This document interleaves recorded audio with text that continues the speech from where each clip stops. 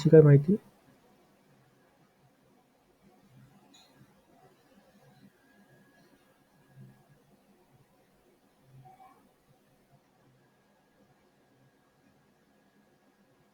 ठीक है. Okay. Good afternoon, students. We will start with our session number 3. Today we will talk about the global trade environment. Huh? Screen नाही दिसत आहे? Okay, everything. Okay, good afternoon. Okay, everything is fine, I think. Okay. Okay, so the global trade environment. Dr. Rohan Prabhakar Devale, welcome you all. So, learning objectives for today's session, we will explain the role of World Trade Organization, that is WTO, in the facilitating the global trade relation among the all the nations. Then we will compare and contrast the four main categories of preferential trade agreements. Then we will explain the trade relationship dynamics among the signatories of NAFTA.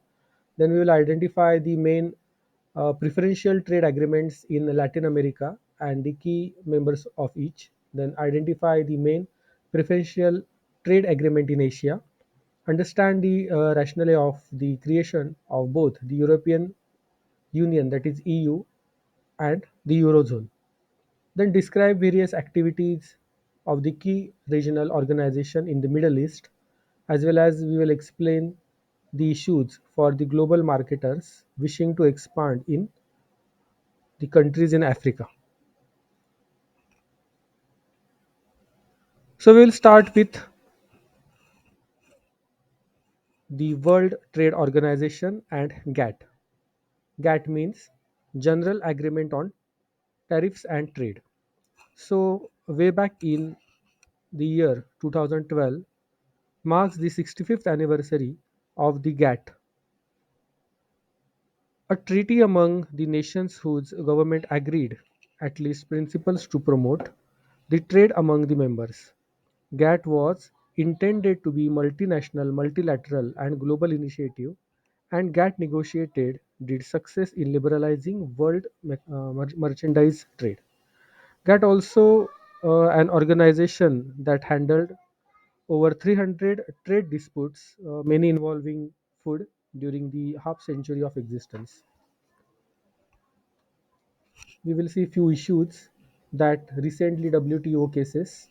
So the countries involved disputes are, suppose first you can read the United States, EU, and Canada versus China. So in 2006, the complaints asked that DSB to consider Chinese tariffs on important auto parts. The complaints argued that their auto manufacturers were at a disadvantage because of Beijing required to buy components and locally and pay high tariffs.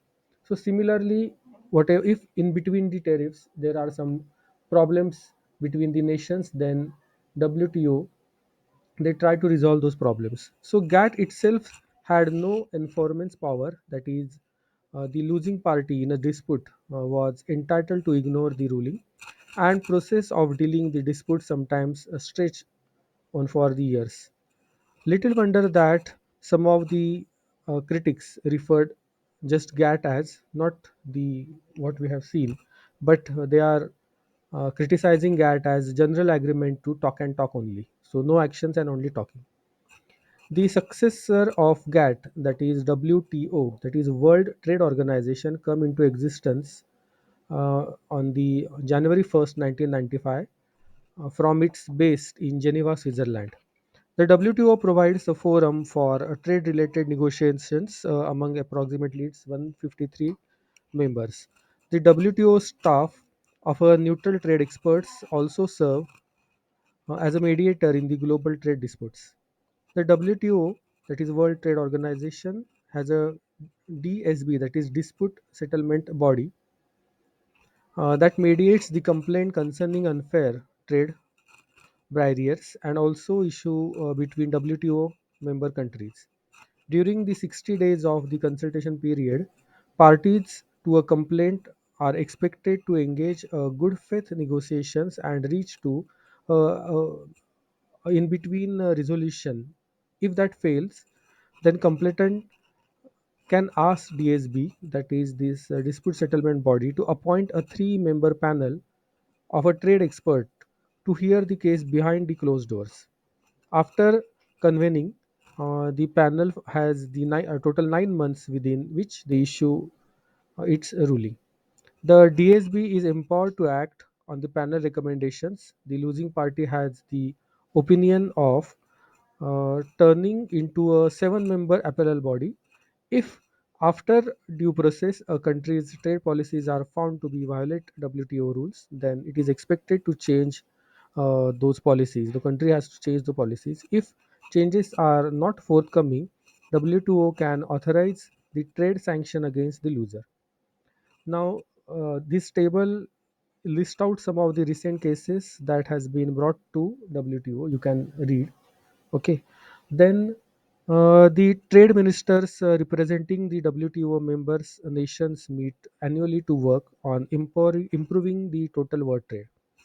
It remains to be seen whether the WTO will live up to these expectations or not when it comes to some additional major policies initiatives on such various issues as foreign investments and agriculture subsidiaries.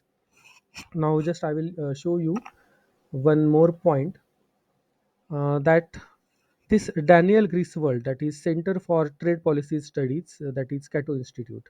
So, for the WTO process to work, countries have to start liberalizing the policies in politically sensitive sectors. So, this was the statement by the Daniel Griswold for Center for Trade Policy Studios, Cato Institute. Okay, so now we will talk about some preferential trade agreements.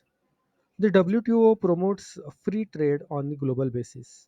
In addition with this, countries in each of the world's regions are seeking to liberalize the trade within their regions. PTA, that is Preferential Trade Agreement, is a mechanism that confirms the special treatment on selecting trading partners. By favoring certain countries, such agreements frequently discriminates against the others. For such type of reasons, it is compulsory for the countries to notify the WTO when they enter to preferential trade agreements. In recent years, the WTO has been notified for approximately 300 preferential trade agreements. Few fully conform to WTO requirements, and none, however, has been disallowed. Now there are four type of categories, that is FTA, that is free trade area, then custom union, then common markets and economic union. So we will talk about this. First is free trade area. So what do you understand by free trade area? Then what do you understand by customs union? What are common markets, and what is the concept of economic union? Okay. So first we will start with free trade area. So we will start with the example first. Just listen to the example, and if you can give the answer, then try to give the answer. So my question is, for example, because Chile is the country. So for example, because Chile and Canada established an FTA, that is free trade area, in 1997. That is Canadian built a Caterpillar grader tractor, that is the product, imported to Chile would be subject to some duties. If the same price of the equipment was imported from a factory in United States, then the importer would pay about $13,000 as the duties, like import export type of duties.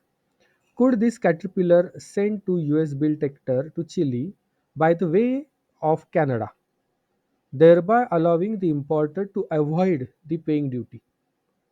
So, what have you got the question? There is the FTA agreement between Chile and Canada. Okay, and with this agreement, they do not have to uh, pay anything. But now Chile is exporting something to USA, but they are using the way through Canada. Now the question is, could the Caterpillar send to US built tractor to Chile by the way or path of Canada, thereby allowing the importer to avoid paying the duty? Yes or no? So should Chile pay to Canada or not? Sir, avoiding what? What was Avoiding paying to the this duty.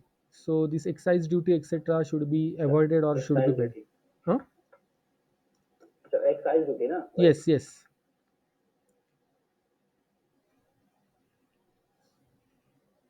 Have you understood the question?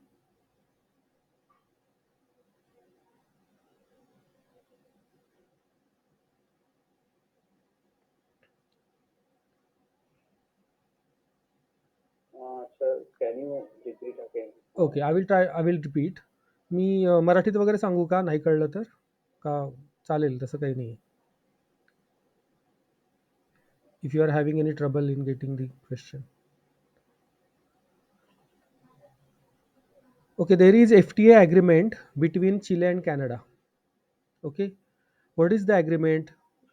Yes, between Chile and Canada, two countries. Okay, the agreement is regarding the free trade area. Free trade area means, suppose the Chile is doing the export and import in between those countries, the both do not have to pay anything. Okay, there are no excise duties, nothing like that. Now, in this particular case, the tractor or caterpillar grader tractor is there, that is the product. Now that is imported to Chile. Okay, and they are using the path of Canada. Now who is the importer? Chile is the importer. Yes, and who is the exporter? USA is the exporter, the another country, third country. Okay, but they are using the way to Canada, like from the path or maybe the transportation route through Canada. So whether they have to pay the excise duty or not, because there is a FTA agreement.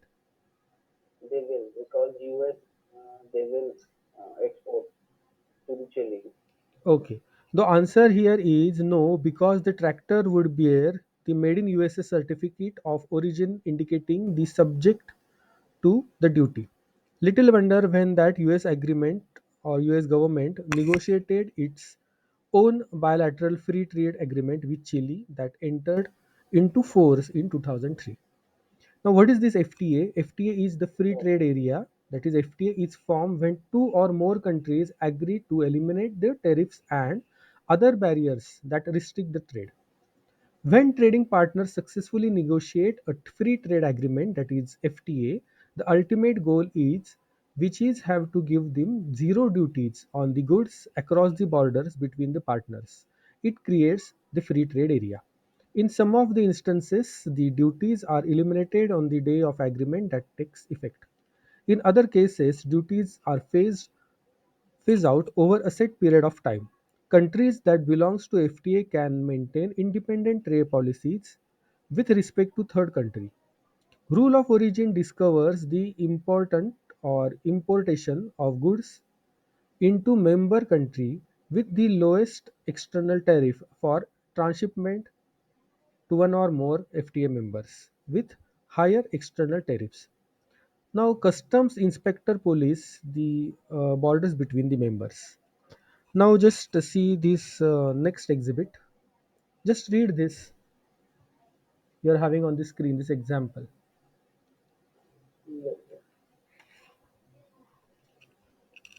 So many small business owners are advocated to for this free trade agreement FTA. Speaking on behalf of the Consumer Electronics Association, the CEO of electronic manufacturing, the name is Thail. She notes that today we are a leading maker of high performance speakers with 30 American employees and thousands of grade, that is global trade partners. We are also one of the 2,200 ECA members growing up economy thanks to the free trade. Speak out for free trade. Speak out for this free trade. Support free trade agreement with Colombia, Panama, and South Korea. So, according to this business roundtable, to do more than 300 free trade agreements have been negotiated globally. Roughly 50% of the global trade takes place among the nations linked by FTAs. Additional examples of FTA includes the European Economic Area, a free trade area that includes 27 nations EU plus Norway, Iceland, and the group of three, that is G3, and FTA encompasses the Colombia, Mexico, Venezuela, and Closer Economic Partnership Agreement, a free trade agreement between China and Hong Kong. In October 2011, the United States Congress finally ratified the long delayed FTAs with South Korea, Panama, and Colombia. So, this was the exhibit that talks about this. So, this was about free trade area FTA. Now, we will talk about what is the concept of custom union. The custom union represents the logical evolution of a free trade area. In addition to the eliminating internal barriers of trade, members of customs union agree to establishment of a common external tariff, that is CETs. In 1996, for example, European Union and Turkey initiated a custom union is an effort to boost two-way trade above the average annual level of $20 billion. The agreement called for the elimination of tariff averaging 14% of added 1.5 billion each year to the cost of European goods imported by Turkey. Other custom union discussed in this chapter are the Andean community, then the SICA, that is Central American Integrated System, then Caricom also. So we will just come to Caricom and all. So this is about custom union. Then what is common market? Very simple concept. Common market is the next level of economic integration. In addition to removal of the internal barriers of trade and this establishment of the common external tariff, the common market allows the free movement of the factors of producing, including labor and capital. The Andean Committee and SICA and CARICOM, which currently functioning as the custom unions, may ultimately evolve into the true common markets. Next is economic union, that is EU. An economic union builds upon the elimination of internal tariff barriers, the establishment of common external barriers, and free flow of factors. It seeks to coordinate and harmonize the economic and social policy within the Union to facilitate the free flow of capital, labor, and goods and services from country to country. An economic union is a common marketplace not only for goods but also for services and capital. For example, if professionals are going to able to work anywhere in economic union, the members must harmonize their practice licensing, and so that the doctor or lawyer qualified in one country may practice in another country. The full evolution of economic union would involve the creation of a unified central bank, use of single currency, and common policies like agriculture, social services, welfare, then regional development, transport, taxation, competitions, then mergers and acquisitions, and so on. A true economic union requires extensive political unity, which makes it similar to a nation, but the countries are again different, but there is a harmonize between those countries. The further integration of the nation, where members are fully developed economic unions, would be the formulation of the central government that would bring together independent political states into a single political framework. The economic union is approaching its target of completing most of the steps required to become a full economic union, with one notable setback. Despite the fact that 16 members nations ratified a proposed European Constitution, the initiative was deterred by over the voters in France and Netherlands voted against this measure. So now next table and figure I will just show you. Those are compare of various forms of regional economic union. So these are the forms of regional economic unions. So stages of integration, just we have seen a free trade area, then custom union, then common markets, and lastly that is more developed stage of integration, that is economic union. Now, what is there? If you just see, this is very simple table. If you just understand this, then you can elaborate in examination entire thing about whatever we have studied. So there are four stages of integration: elimination of tariff and codes among the members, then common external tariff, that is there, yes or no. Then elimination of restriction on the factor movements, and harmonizing and unification of the economic and social policies of the institute. So free trade area, only there is elimination of tariff and quotes among the members. Rest of the things are no, no, and no. But in economic union, you are having all the four stages, like yes, that is they are having elimination of tariff and quotes among the members.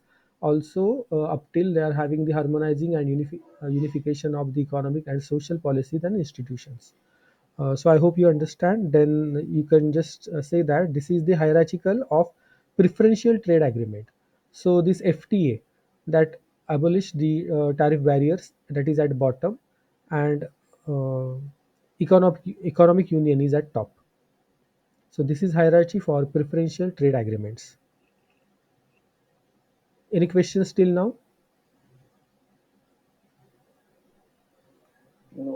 Okay, so now we will talk about various countries. So you may find this is exciting, like you will like this. So this is the map of Nafta countries that includes Mexico, United States, and Canada. So we will talk about this North America. That is there in North American region. So North America, which includes Canada, United States, and Mexico, just I have shown in the map, comprises this distinctive regional market. So one of our student is trying to switch to Canada. Okay, so the United States combines the great wealth, large population, vast space, and plentiful natural resources in a single national economic and political environment, and presents unique marketing characteristics. High product ownership levels are associated with high income and relatively high receptivity of innovations and new ideas, both in commercial products as well as in consumer products as well as industrial products. The United States has become more global industry leaders than the other nations of the world.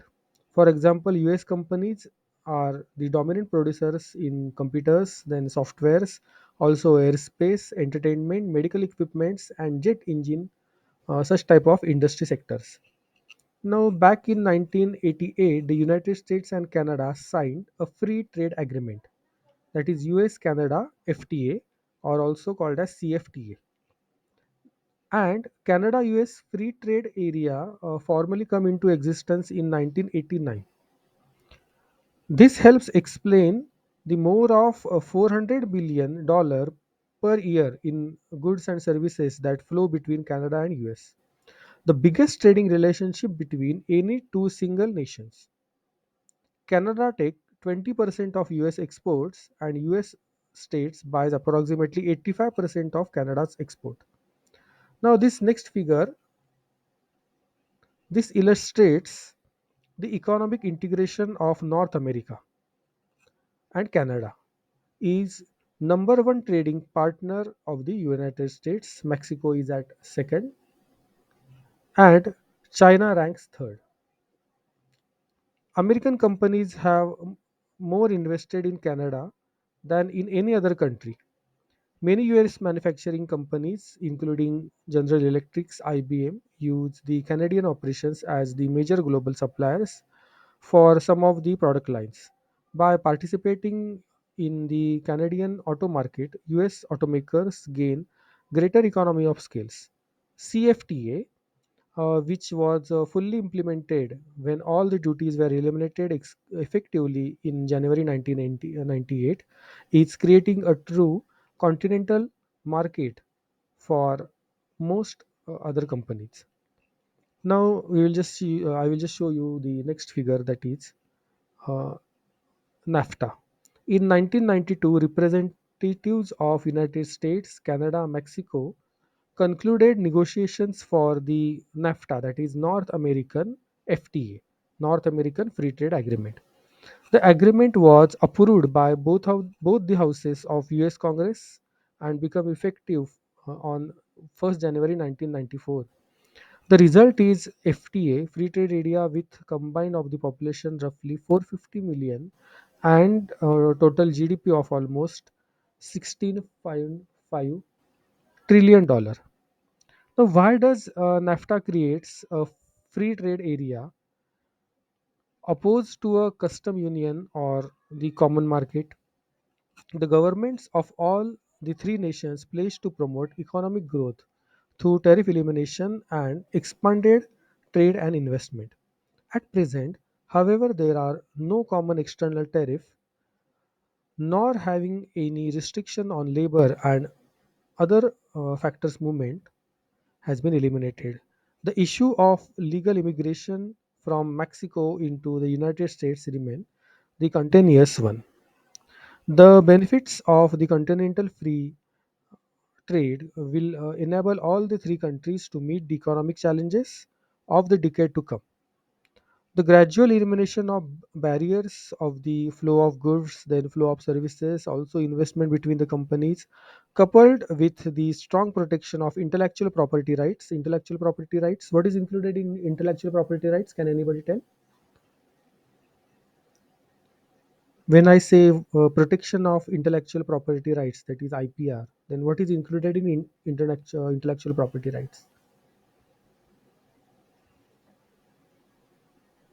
Copy like other person do. Intellectual property rights. I hope you are having this syllabus in maybe MIS that includes various patents, then trademarks and copyrights. So, intellectual property right, that means patents, trademarks, and copyrights. So, strong protection of the intellectual property rights will further benefit the businesses. Then it also benefits the workers, farmers, customers as well. Okay. So, the agreement does not leave the door open for the discrepancy of the protectionism. However, for the example, you must know the avocado. So, California avocado growers won the government protection for a market worth rupees 250 million. Mexican avocado growers can only ship their fruit to United States during the winter months and only to states in northeast. However, Mexican avocados are subject to quotas, so only 30 million worth of avocados reach to United States each year. Mexican farmer, his name was Ricardo, he complained that the California grower want to control all over the supply and they what they get the best prices and we would love to have the bigger selling of this season, but right now we have to wait for the US Congress to give the permission. So that was the complaint by the farmer. Now Mexico engages in some protectionism of its own. For example, in 2003, 98.8 tariff was imposed on chicken leg quarters. Beyond the first 50,000 metric tons were imported. In addition, with this, Mexico imposed 46.6% of tariff on red and golden delicious apples. So this is the map of the NAFTA countries. That is Canada, United States, and Mexico. So this is the North America. Now we will talk about CARICOM. So Latin America, SICA, Andean community, then Mercosur, and CARICOM. Now Latin American includes the Caribbean and Central South America. We'll just see first the map of SICA countries. So this is the map of SICA countries.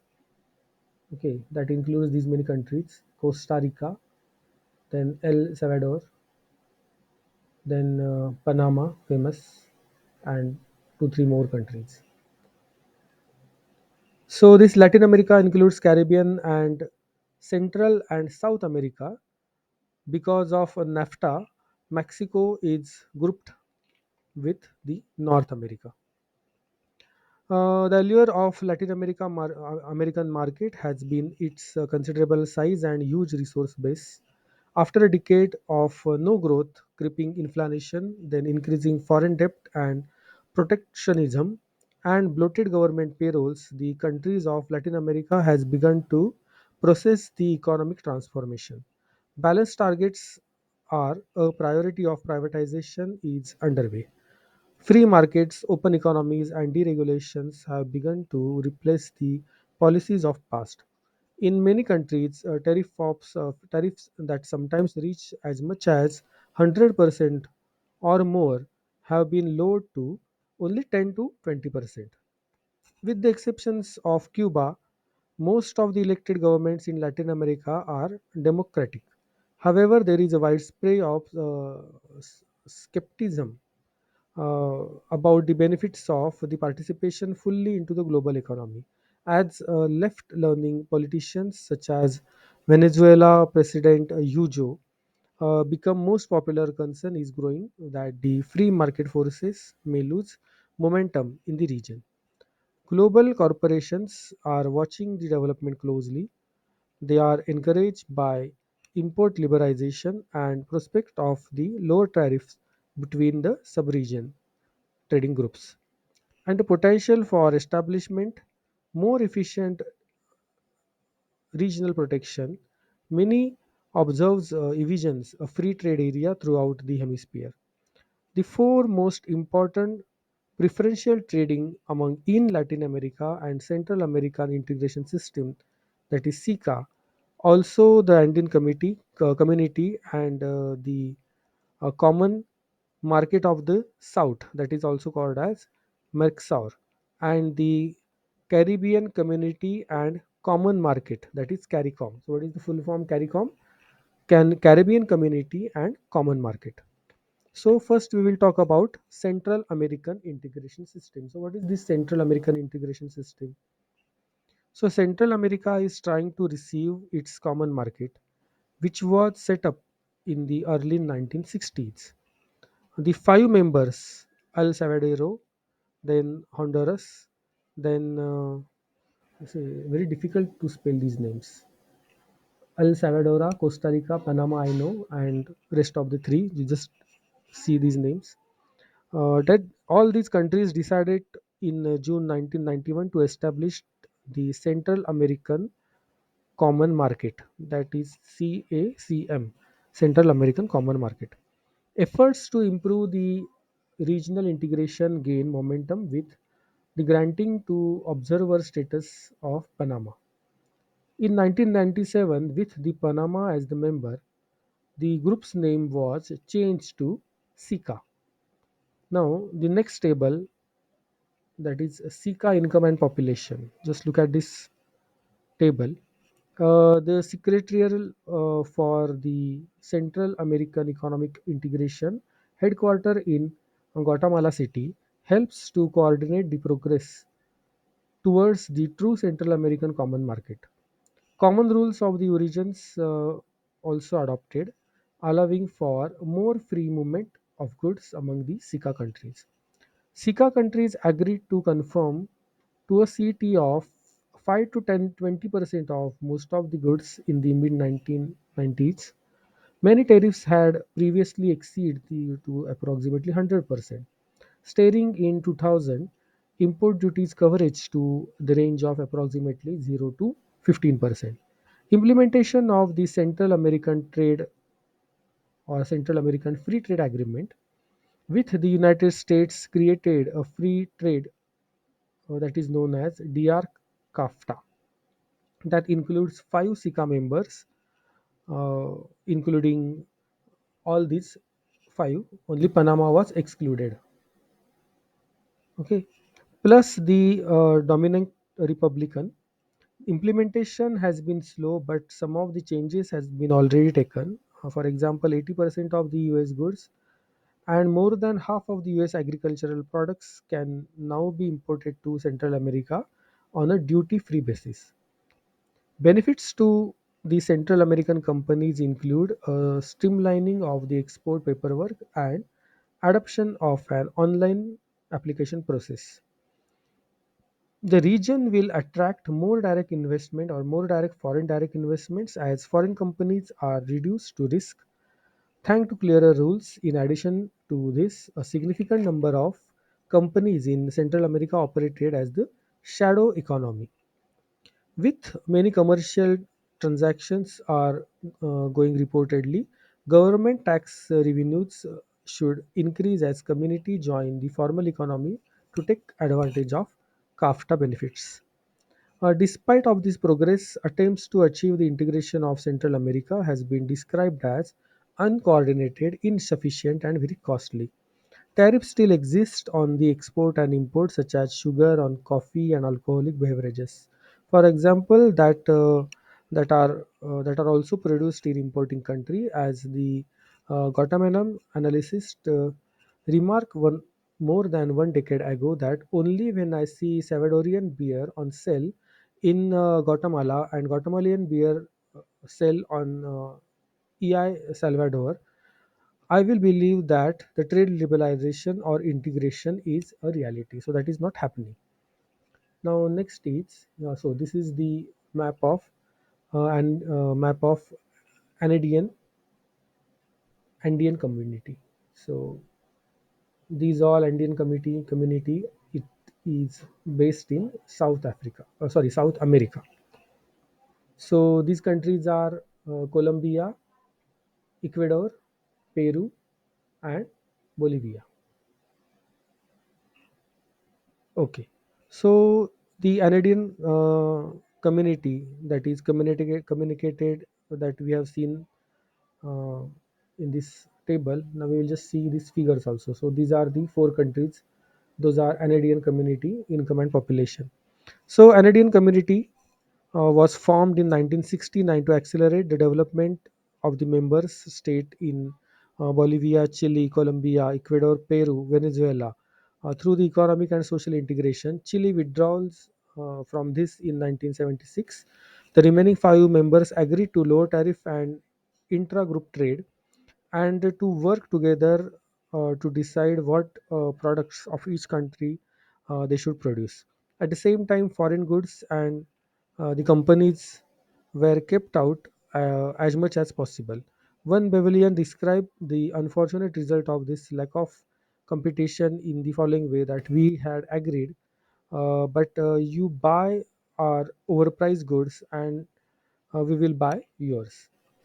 So this was the disaster at that time. In 1988, the group members decided to get a fresh start. Beginning in 1992, the Andean Pact significantly agreed to form a Latin American first operating a sub-regional free trade area. The pact abolished all the foreign exchanges, financial and fiscal incentives, and export subsidiaries at the end of 1992. Common external tariffs were established, making the transactions to a true custom union. Overall, one second. Yes, overall, however, the region's rural residents and the urban poor have become the frustrated and impatient with the lack of progress. One of the Canadian scholar, they have said that after 10 to 15 years of this operating with the free trade policies, paradise hasn't come. People start wondering if the gospel was good as advertised. Blessed with this location near the equator, Ecuador's cut flower industry generates hundreds of millions of dollars sale in each year. About 70% of the Ecuador's flower harvested is exported to United States. In all, about one-fourth of the cut roses in the United States come from the Ecuador. For years, thanks to this Canadian trade promotion and drug eradication, flower from the Ecuador's Colombia, Bolivia, and Peru were imported to the United States, that is duty free. In US, the Congress passed the act to encourage the Latin American farmers to cultivate ornamental flowers rather than the plant that are the part of illegal drug trade. However, the act expired at the end of 2006 for Peru and Colombia. The flower trade is covered by the bilateral trade agreement. Although Ecuador's duty-free status was extended, the president of the Rafael Korea is opposed to free talks free trade talks with the United States. He stands has promoted fears that flour production will plummet and resulting the thousands of the job will get lost. Competing the ideologies help to explain why intra-regional trade is not yielding more benefits. Peru and Colombia are pursuing growth in through the capitalism, whereas the government in the Ecuador and Bolivia are the socialist learning. Venezuela withdraw from the Andean Committee in 2006. President Hugo declared that the community is dead after the Peru and Colombia began negotiating free trade agreements with the United States. Venezuela is currently in the process of becoming the full member of Mercosur. Now, what is Mercosur? That we will just now learn. Up till now, whatever we have seen, that if you want to do the global environment, global business, that is international business, we are more talking about the trade. Okay, so there are so many examples of failures of this trade, whether it is FTA or they are agreeing with some of the low tariff areas. Then, up till now, whatever you have studied, what is your opinion? Why this trade is getting failure? What are the reasons of failure? Can anybody unmute and tell?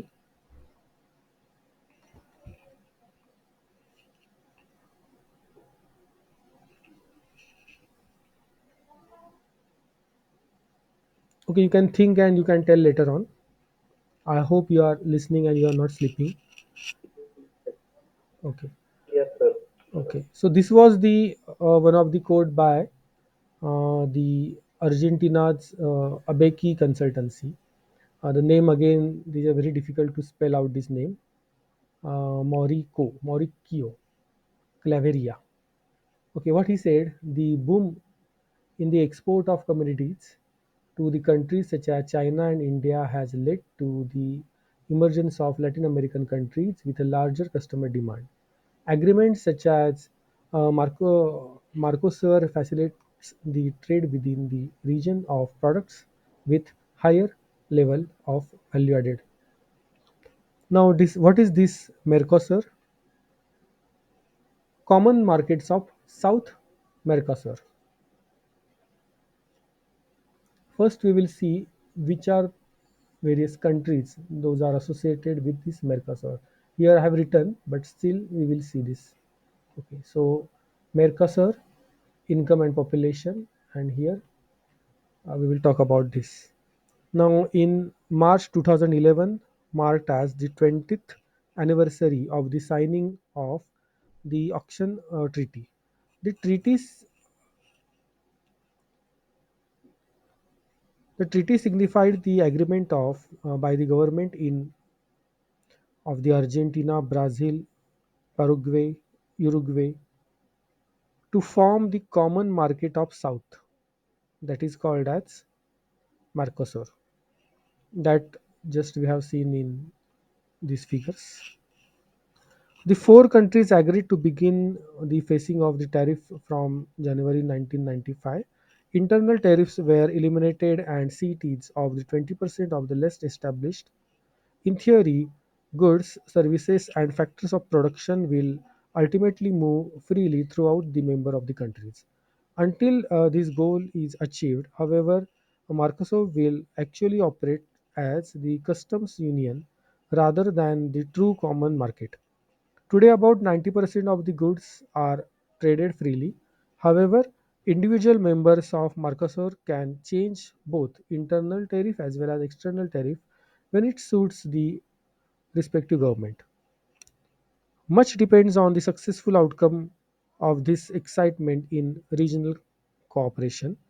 The early signs were positive as the trade between the four full member nations grew dramatically during the 1990s. However, the region has experienced a series of financial crises. For example, Brazil's currency was devalued in 1995 and again it was devalued in 1999.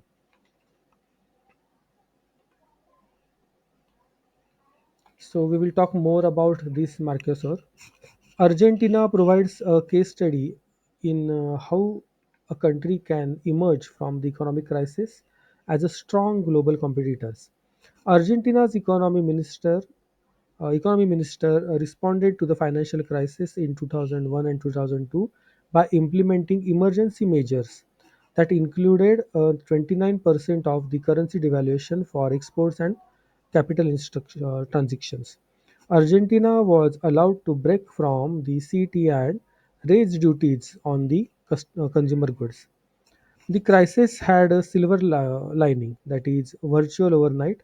Argentina's wine export to USA were worth four times more than the dollar revenues were converted into pesos. Pesos is their currency. The currency devaluation was also made in Argentina vineyard properly cheap for the foreign buyers. Low prices for lands, inexpensive labor, and ideal growing conditions for this Malbec grape, that is the quality of the grape, Malbec grape, has combined to make Argentina's wine industry a major player in world markets. One of the winemaker quoted that you can make better wine here for less money than anywhere in the world. A new challenge looms, however, the dollar's weakness relative to the euro means that the winemakers are paying 25% more for the oak again, aging the barrels imported for the France. The trade agreement landscape in region continues to evolve. In 1996, the Chile becomes the associate members of Mercosur. Policymakers opted against the full membership because the Chile has already lowered the external tariffs and rest of the Mercosur. Ironically, a full membership would have required raising them. Now, in other words, you can say that Chile participates in the free trade area aspect of the Mercosur, but not on the custom union. Now, Chile's export-driven success make it as a role model for rest of the Latin American as well as the Central Europe and Eastern Europe. Now, in 2004, Mercosur signed a cooperation agreement with the Andean community. As a result, Bolivia, Colombia, Ecuador, and Peru has become associate members. The EU is Mercosur's number one trading partner. Mercosur has signed an agreement with EU to establish a free trade area. Germany and France are opposed to such agreement on the grounds of the low-cost agriculture exports from the South America will harm the farmers in Europe. Venezuela began the process of joining Mercosur in 2006. The same year it withdraws from the Andean community. For several years, Venezuela repealed the awards of booming demands and high prices of oil. Oil revenues account for the 75% of its exports. Its president, Hugo, uh, is a self-proclaimed revolutionary firebrand. After being elected in 1998, he proclaimed that his vision for Venezuela was socialism for the 21st century. Even so, Venezuela offers significant market opportunities for global companies. General Motors produces vehicles at the plant in Venecia, even running three shifts a day, it is unable to meet the demand. Procter and Gamble's Latin American headquarters are located in Caracas. The other global companies with the operations in Venezuela include the Cargill, then Chevron, then ExxonMobil, Ford, Kellogg's, 3M, and Toyota. So, what is CARICOM? CARICOM are Community and Common Market. Now, we'll just see which are the countries here first, then we will. So, map of this CARICOM. So, in between the North America and South America, there are a number of islands. So, these are the part of CARICOM. So, CARICOM was formed in 1973. We'll just go back to that slide. Yes, CARICOM was formed in 1973 as a movement towards the unity in Caribbean Sea islands nations. It replaced the Caribbean Free Trade Association, that is CARIFTA. CARIFTA was founded in 1965. The members are Antigua and Bahamas, then Belize, um, Barbados, then Haiti, Jamaica, and the countries you can read on the screen. Difficult to spell those names. Saint Lucia, Saint Vincent, and Grenadines, and Trinidad.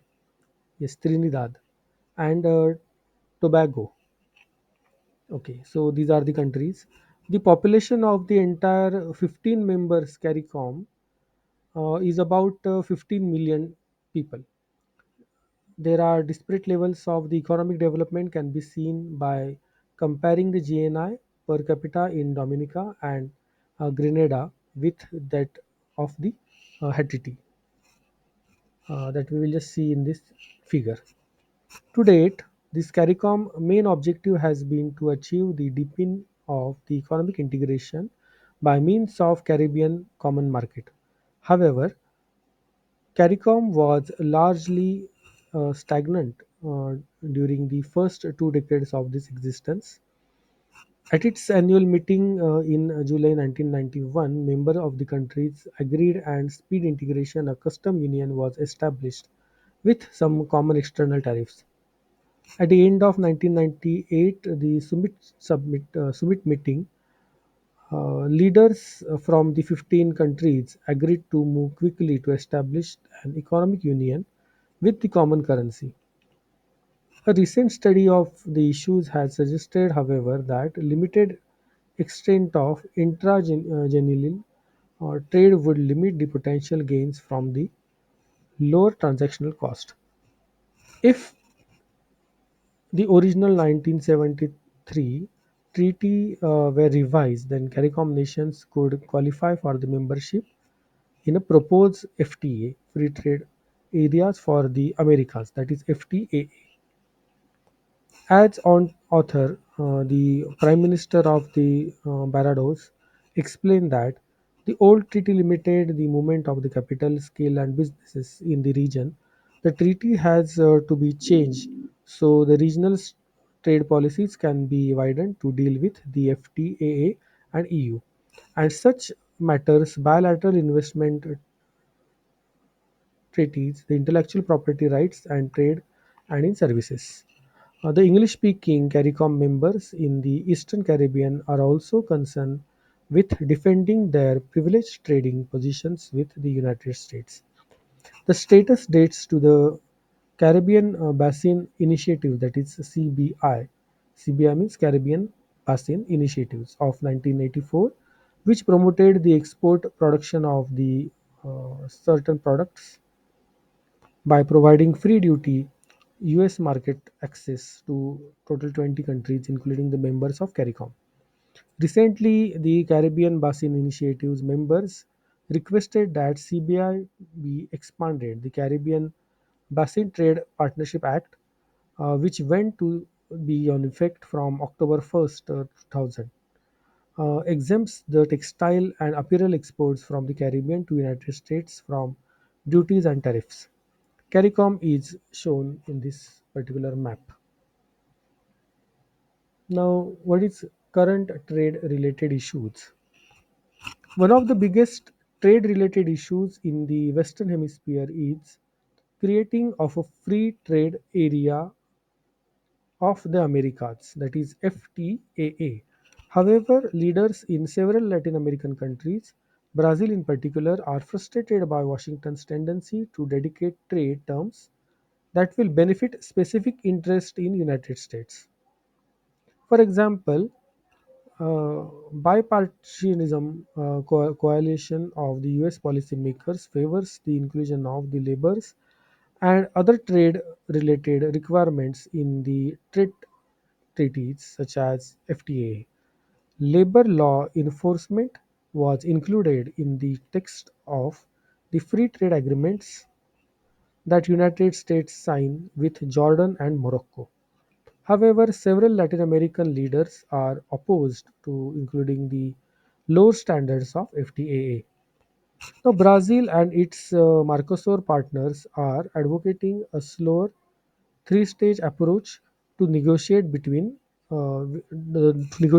the United States.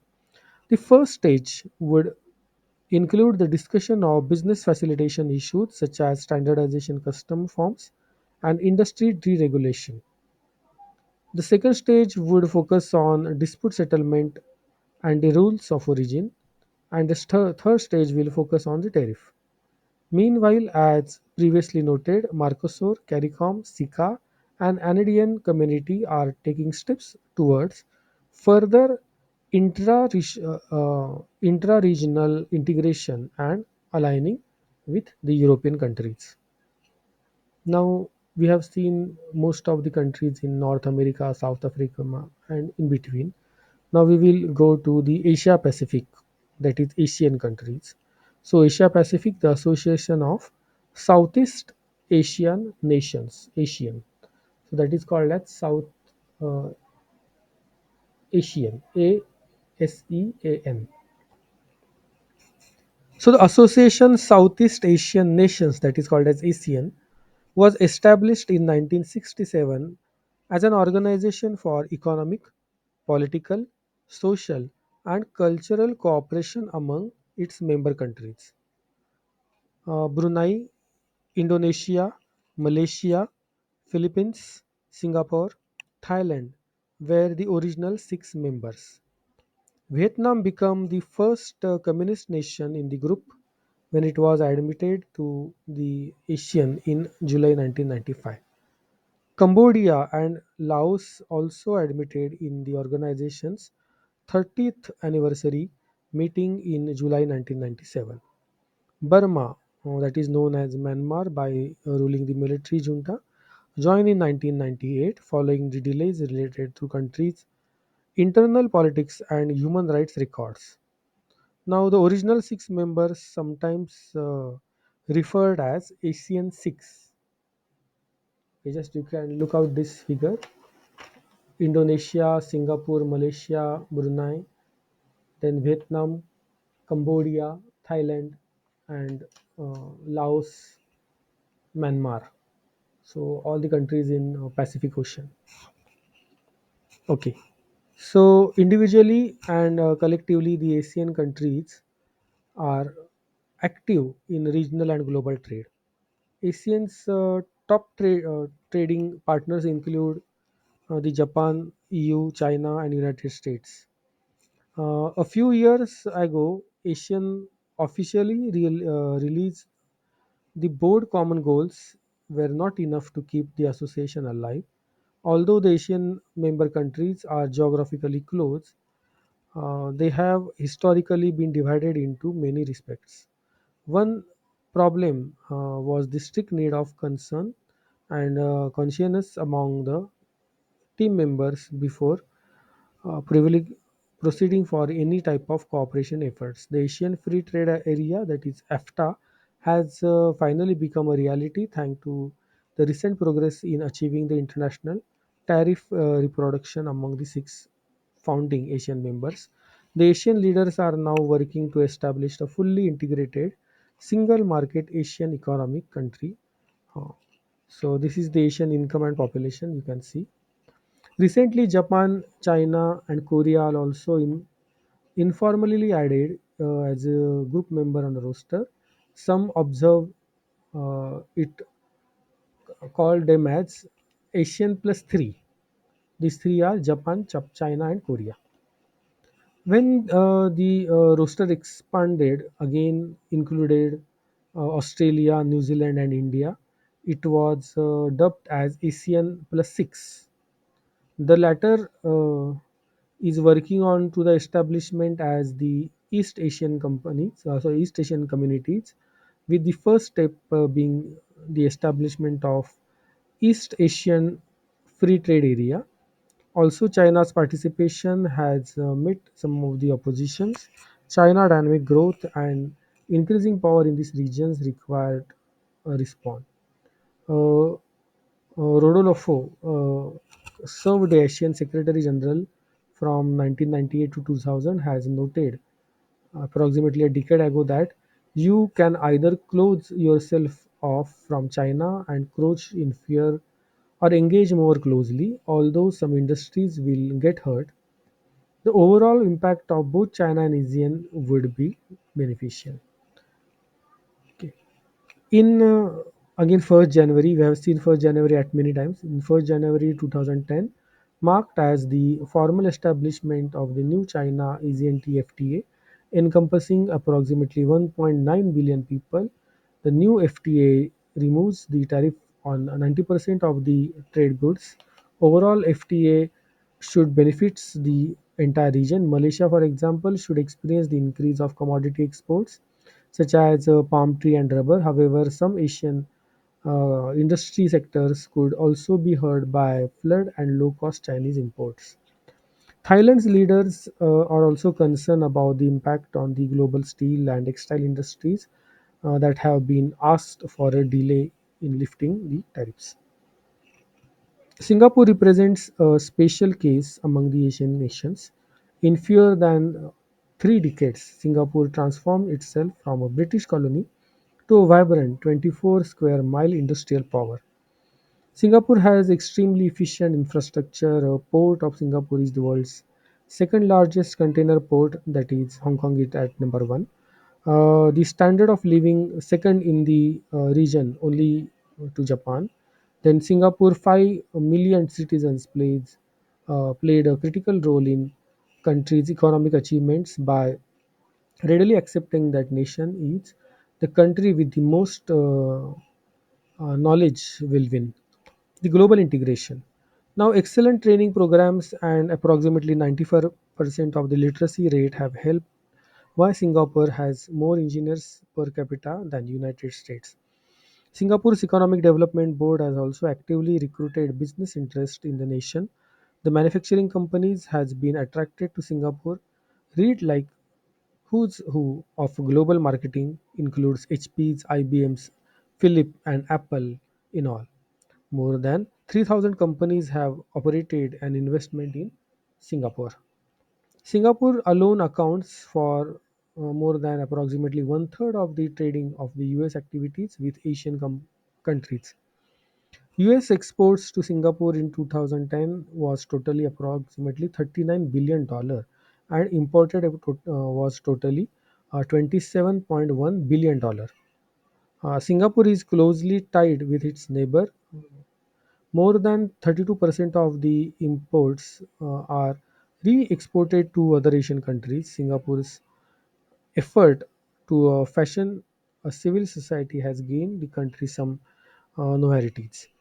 Crime is nearly non-existent thanks to the long ruling People's Action Party's severe treatment on criminals. So this was about Asian countries, and we have seen the uh, income and population of these countries: Brunei, then Cambodia, Indonesia, Laos, Malaysia, Myanmar, Philippines, Singapore, Thailand, and Vietnam. Now, what are the various marketing issues in the Asia Pacific region? We will see the marketing issues in Africa as well as in Asia Pacific regions. So, we will discuss this important part. What are the marketing issues in Asia Pacific or Africa? That can be one of the question in examination. Mastering the Japanese markets takes flexibility, ambitions, and long term commitment. Japan has changed from the closely market to one of the just tough market. These are barriers in Japan in terms of attitude as well as laws. Any organization wishing to compete in Japan must be committed to providing the top quality products and services. In many cases, products and marketing must be tailored to local taste. Repeat visits and extended socializing with distributors are necessary to build trust. Marketers must also master in Kiritsu system, that is the tightly knit the corporate alliances. On the lighter side, it is worth nothing that many consumers pack goods and markets in Japan, including the items that are not imported, have English, French, or German on the labels to suggest the cosmopolitan images and the Western look. A Western may wonder, however, when the actual communication task is. For example, the label in City Original Coffee proclaims "Ease your bosoms." This coffee is carefully selected with the high quality beans and roasted by all of the experiences. The indeed message is drinking our coffee provides a relaxing breaks and take a load off your chest. Casual wear and sports apparel also embellished with the factual messages. Japanese retailers do not seem at all concerned with the messages that are significantly suspects. As one of the shopkeeper explained that the point is that a message in English or French or Germany can convey the hipness and the help to sell a product. I don't expect people to read it. That shopkeeper said. Now, last part, no, second last part, Western, Central, and Eastern Europe. We will see the countries. So these are the countries here: Portugal, Spain, France, Germany, uh, and Poland, Hungary, Romania, Bulgaria, and so on. So the involved countries are Western, Central, and Eastern Europe. 12 newest members, they have just shown in the dotted lines. Okay, so we will talk about this.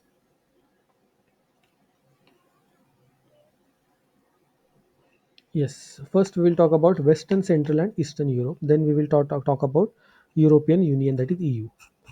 The countries of Western Europe are among the most prosperous in the world, despite the fact of that there are significant differences in between the income between the north and south are obvious differences in the languages, culture, and one varied societies in Western Europe have gone remarkably alike.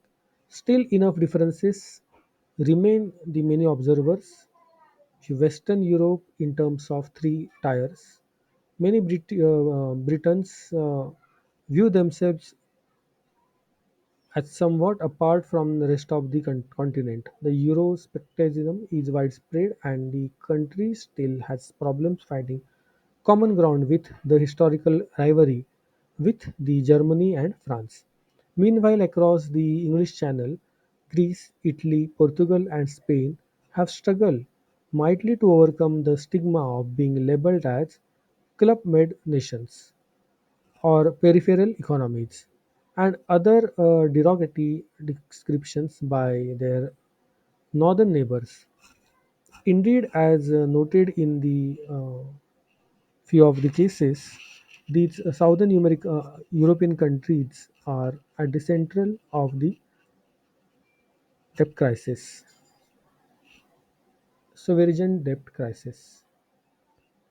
European unions. The origin of European unions can be traced back in 1958 Treaty to Rome. The six original members of the European communities, as the group of called them as the Belgium, France, Holland, Italy, and Luxembourg. Also, they are including West Germany. In 1973, Great Britain, Denmark, and Ireland were admitted, followed by Greece in 1998, then Spain and Portugal in 1986. In beginning of 1987, 12 countries that were the EC members set about the difficult task for creating a genuine single market in goods, services, and capital. In other words, the goal was to create a true economic union. Adopting the Single European Act by the end of 1992 was the major EC achievements. The Council and Ministry adopted more than 200 pieces of legislation and regulation to make the single market into a reality. The objective of EU member, European Union member countries is to harmonize the national laws and regulations so that goods, services, people, money can flow freely across the national boundaries. In December 31st, 1992, marked the dawn of the new economic era in Europe. Finland, Sweden, Austria officially joined the EU on the 1st January 1995, and the evidences that is more than a free trade area, custom union, or common market is the fact that citizens of the members countries are now able to free cross borders within the nation. The EU encouraging the development of a company, or the development of the community-wide labor pool. It is also attempting to shape the Europeans' charter mentality to be handled by down rules of competition, pattern after US antitrust laws. Improvements to highway and rail networks are now being coordinated as well. The European Union's top 10 trading partners are shown in this table. So that for exports, top is USA, then Switzerland, China, Russia, Turkey, Norway, Japan, India, UAE, and Canada. And top 10 importers are China, USA, Russia, Switzerland, Norway, Japan, Turkey, South Korea, Brazil, and India. Further, the United Unions enlarged a big story in this region.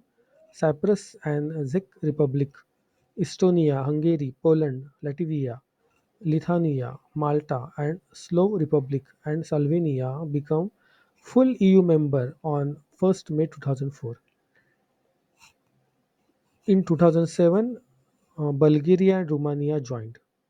Collectively, there are 27 nations of European Union has the home of 500 million people and constitutes of world's largest economy with more than $15 trillion combined with GNI.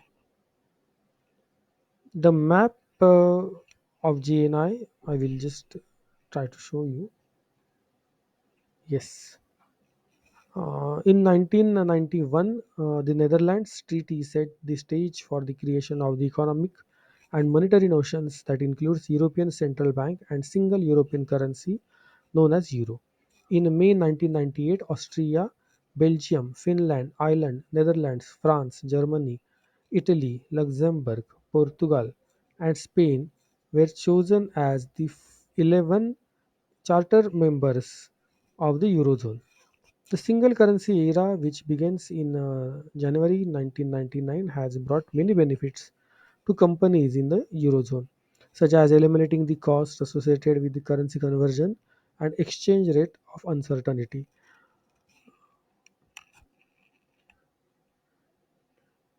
Now we will just see marketing issues in European Union. The European Commission established the directives to steal the deadlines for the implementation of the legislation in the individual nations. The business environment in Europe has undergone the considerable transformation since 1992. The significant implications for all the elements of the marketing mix, so product, price, place, and promotion. So instead of place, I have written the distribution here. So we will read the one by one. So product harmonization. That means that the content and the other product standards that varied among the nations have been brought into alignment. As a result, companies have an opportunity to reap the economies by reducing the number of product adoptions. For price, more competitive environment improved transparencies into the eurozones because the single currency makes it easier to compare the prices for the same product in different countries. The next is promotion, common guidelines on television broadcasting, uniform standard for television and commercials. And as place or distribution, the simplification of transit documents, elimination of the customs formalities at the border crossing. So, case Europe, for example, manufacturing and markets the farm machineries when it introduced the Magnum Factor in Europe in 1998. It offers 17 different versions because of the country regulations regarding the placement of the lights and bricks. Thanks to harmonization, the case offers the current model of Magnum MX in one version. However, because different types of implements and trailers are used in different countries, the MX is available with different kinds of hitches. The enlargement of European unions will further impact the marketing strategies.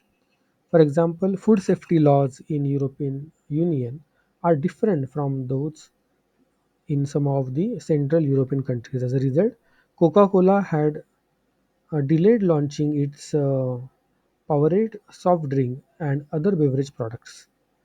Specifically, Polish and European Union food law requires the use of different ingredients. In addition, with the harmonization of laws, very size of the expanded EU offers opportunities. For example, Procter and Gamble executives foresee that their events are shortage in a particular country that will be able to shift the products from one market to another. A 27 nation in European Union also allows for more flexibility in placement of the factories.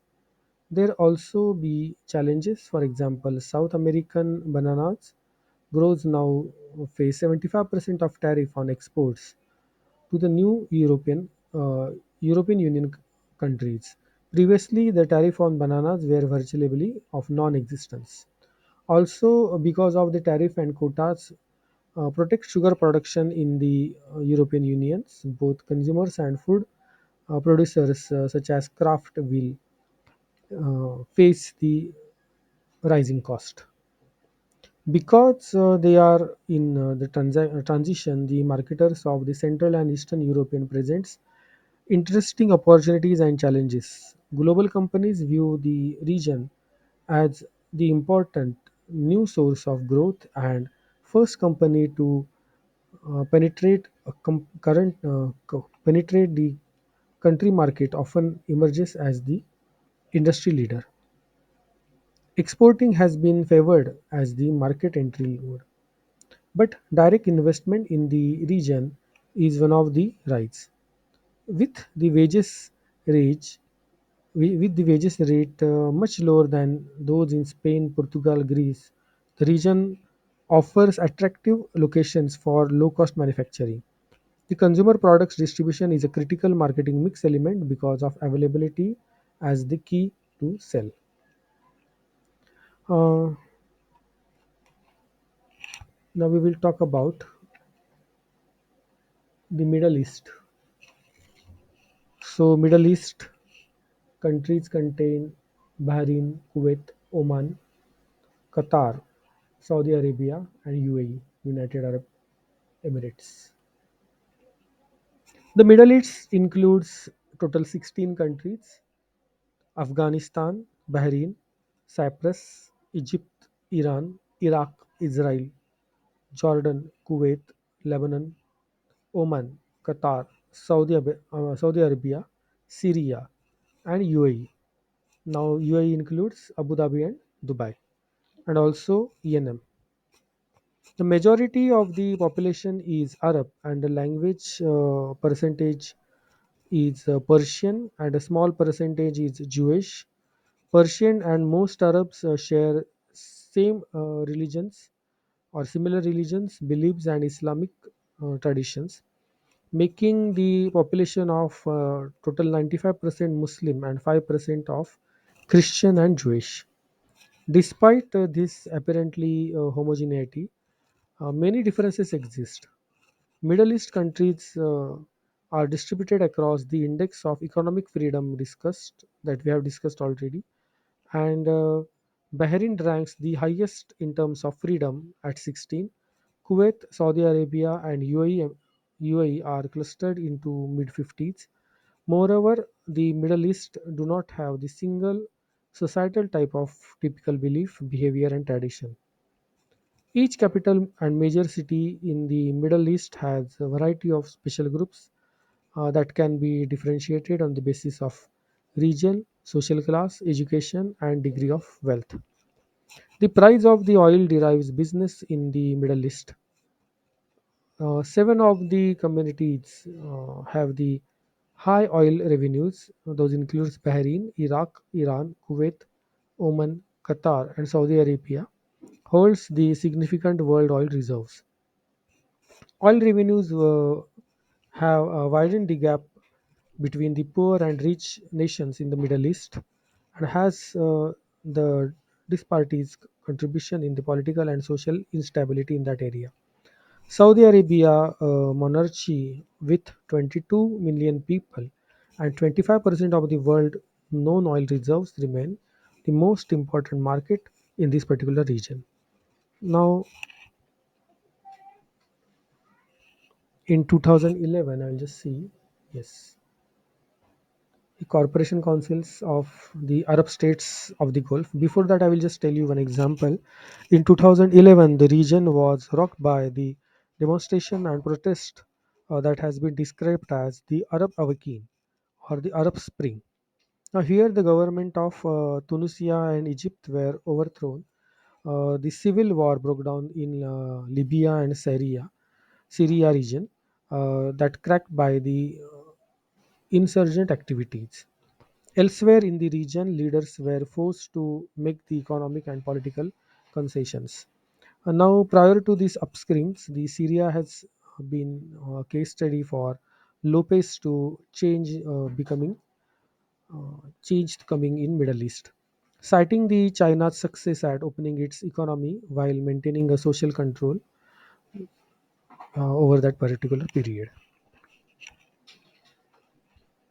Now we will talk about the Cooperation Council for Arab States of the Gulf. The key regional organizations in the Gulf Cooperation Council is called as GCC, was established in 1981 by Bahrain, Kuwait, Oman, Qatar, Saudi Arabia, and UAE. These six countries hold approximately 45% of the world's known oil reserves, but production is only 18% of the world oil output. Ironically, Saudi Arabia and the several other Middle Eastern countries post current account deflects, the largely because they must import most of the goods and services that their citizen consumes. The countries are heavily dependent on the oil revenues. Okay, this is the map of GCC. The countries are heavily dependent on the oil revenues to pay their imports. Efforts towards the economic diversification are underway. For example, Saudi Arabia has developed the new business of petrochemical, cement, and iron industries. Bahrain is expanding its banking and insurance sectors, and UAE is focusing on information technology, media, tourism, and telecommunication. The organization provides a mean of realizing coordination, integration, and cooperation in all the economic, social, and cultural aspects. The Gulf Finance Minister drew up the Economic Cooperation Agreement, converting the investment and petroleum and abolition of the custom duties, harmonizing of the banking regulation and financial and monetary coordination.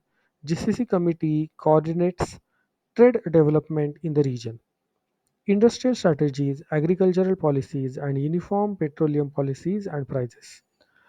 The current goals include establishing an Arab Common Market and increasing trade lies in Asia. The GCC is one of the three newer regional organizations. In 1989, two other organizations were established, that is AMU and ACC. So Morocco, Algeria, Mauritania, Tunisia, and Libya bundled together in the Arab Maghreb Union, that is AMU, and Egypt, Iraq, Jordan, Yemen created the Arab Cooperation Council, that is ACC. Many Arabs see their new regional groups like GCC, ACC, AMU as the embryonic economic communities that will foster the development of inter-Arab trade and investment. The newer organization that those are promising the Arab language, the Arab League, which consists of 21 member states, has contributed to required the decisions. Now, next is marketing issues. We'll just discuss a few of the marketing issues here. Connection is one of the key word that conducting businesses in the Middle East. Those who take time to develop the relationship with the key businesses, the government figures are more likely to cut through the red tape and those who do not. Uh, the form of bargaining is culturally ingrained, and the visiting business personnel must be prepared for some old fashioned hanging. Establishment of the personal rapport, mutual trust, and respect are essentially the most important factors leading the successful business relationship. Decisions are usually not made by a correspondence on the telephone. The Arab business person does the business with the individuals and not with the companies. So here the effective strategy will be personal selling. Most social customers are based on the Arab male dominated society, so women are usually not part of the business or environmental scene for traditional Muslim Arabs. Now we will talk about the underdeveloped countries like Africa. The African continent is an enormous landmass with a territory of approximately 1.7 million square miles. The United States would fit into Africa about three and a half times. It is not really possible to treat Africa as a single economic unit, as there are total 54 nations on the continent, and that can be divided into three distinct areas: Republic of South Africa, North Africa, and Sub-Saharans, or Black Africa, located between the Saharas in the north, Zimbabwe river in the south. With 1.3% of the total world's wealth and the 11.5% of the world's total population, Africa is a developing region with an average per capita income less than $600. Many African nations are former colonies of the Europe, and European Union remains the continent's most important trading partner. The Arabs living in North Africa are differentiated politically and economically. The six northern nations are richer and more developed, and several, notably Libya, Algeria, and Egypt, benefits from the large oil resources. Once again, I will close door.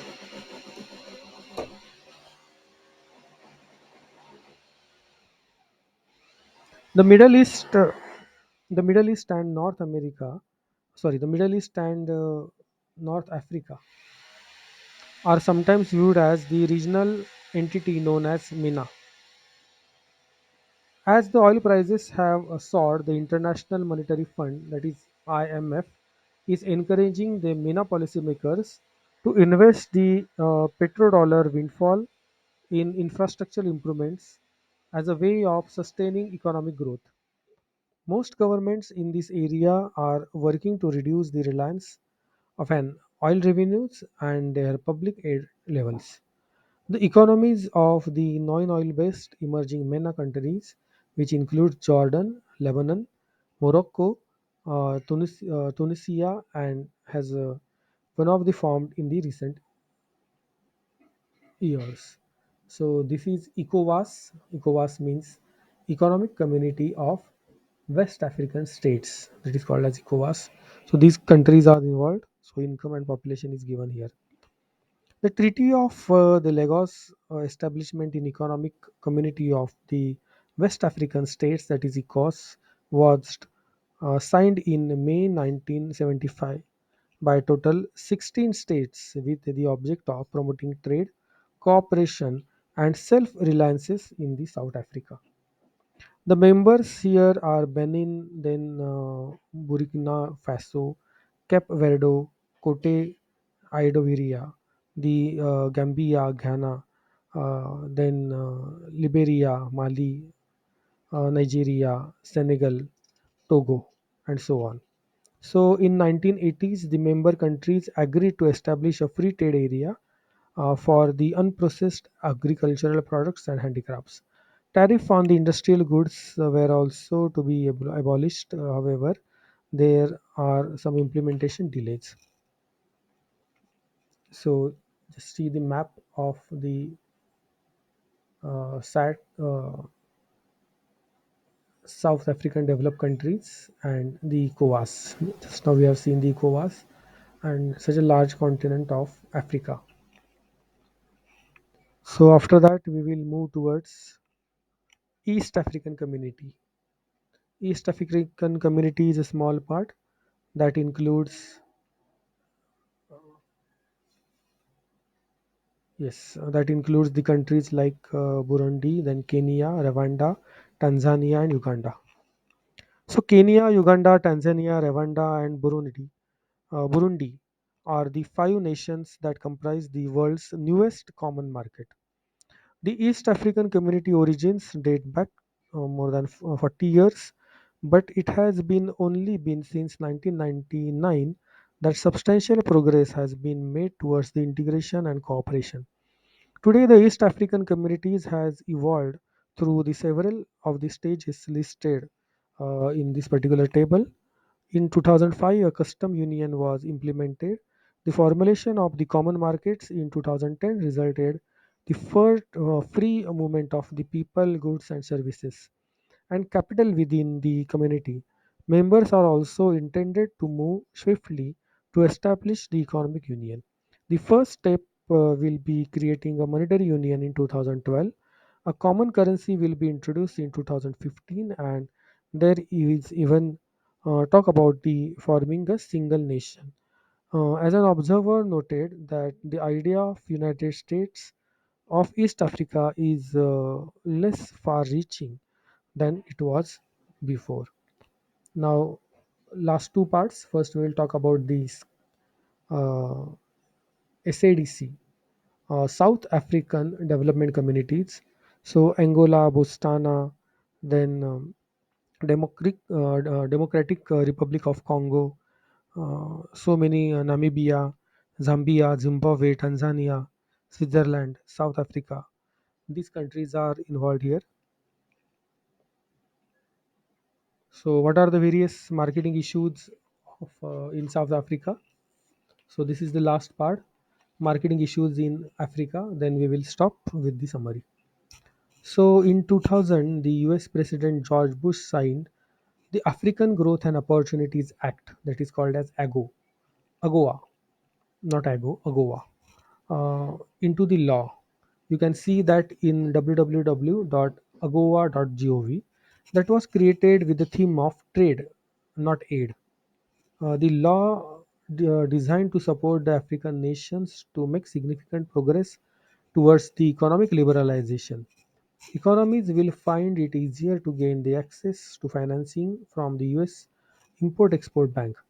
AGOA also represents a formal step forward, a US Africa free trade area. One of the Act's key provision of grant textile and apparel manufacturing in Kenya and Mauritius free access to the US market up the limit of 3.5 billion in export each year. Benjamin, that is Kenya's ambassador to the United States, observed a decade ago that every country that has industrialized, starting from England in the 18th century, began with the textile, and we are like to do the same thing. So it is a positive statement made by the ambassador of Kenya. So under the agreement of textile and clothing negotiated during the Uruguay's round of GATT negotiations, the global textile codes were eliminated in 2005. Nevertheless, the textile provisions in AGOA is controversial. The United States imports approximately $100 billion in textile and apparel each year. The largest share, that is more than 40%, originates in China, with the balance from the other parts of Asia plus Latin America and Africa. Legislations from the textile producing states fear job losses among their constitutions. Then, despite of such initiatives, only 3% of the annual foreign direct investment goes to the Africa. Still, some of the Persian Gulf states are creating closer ties with Africa, investing billions of dollars in the key sectors such as infrastructure, then agriculture, telecommunication. For example, Dubai World, a state-owned company, is negotiating a deal with Nigeria's energy sector that could be valued as the several billion dollar. Dubai also funded construction of a container terminal that opened recently in uh, Djibouti, the world largest terminal of its kind in sub-Saharan African. It will be managed by DP World, a subsidiary of Dubai World. Such investments are welcome at a time of investments in the Europe stung by the economic losses as it is developed world are the cutting spreadings. Now we will go to the summaries. So this particular chapter, that is the global trade environment. This chapter examines the environment for the world trade, focusing on the institutions and regional cooperations agreement that affect the patterns. Then the Multilateral World Trade Organization, created in 1995 as a successor of the General Agreements on Tariff and Trades, provides a forum for settling disputes among the member nations and tries to set the policies for the world trade. The world trade environment is also characterized by preferential trade agreements among the smaller members of the countries on a regional and sub-regional basis. These agreements can be conceptualized on a continuum of increasing economic integration.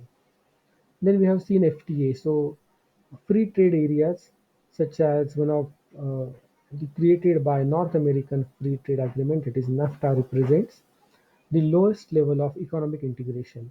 The purpose of free trade agreement is to eliminate the tariff and the quotas. Rules of the origins are used to verify the country from which the goods are shipped.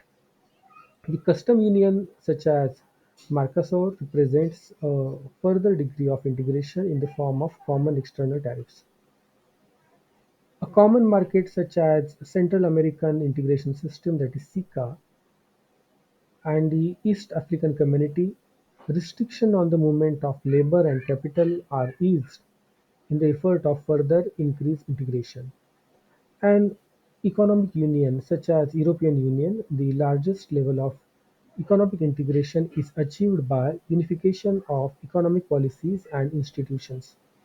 Harmonizations, the coming together of the varying standards and regulation is the key characteristics of European unions. Other important cooperation arrangements include the Association of the Southeast Asian Nations, that is ASEAN, and the Cooperation Council of the Arab States of the Gulf, that is GCC.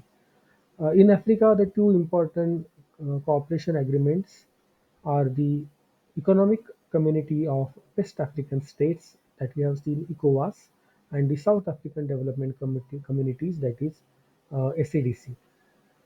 So this was about summary, and the discussion questions are like this.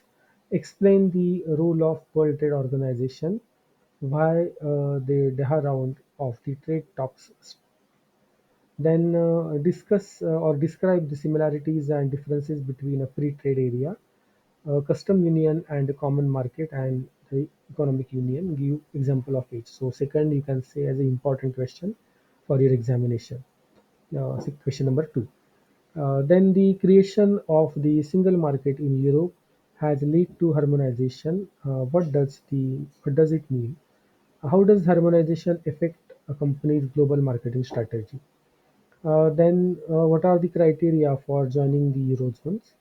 And identify the regional economic organizations or agreements in following areas like Latin America, then South Pacific or Western Europe, Central Europe, Mid Middle East and Africa. Also, you can see one of the important question is this question: marketing issues in Africa. So, what are the key marketing issues in Africa? And you can suggest some measures how to overcome these issues. So, for me, this question and this question number two are important for exam point of view. So, if you are having any doubts, then you can ask.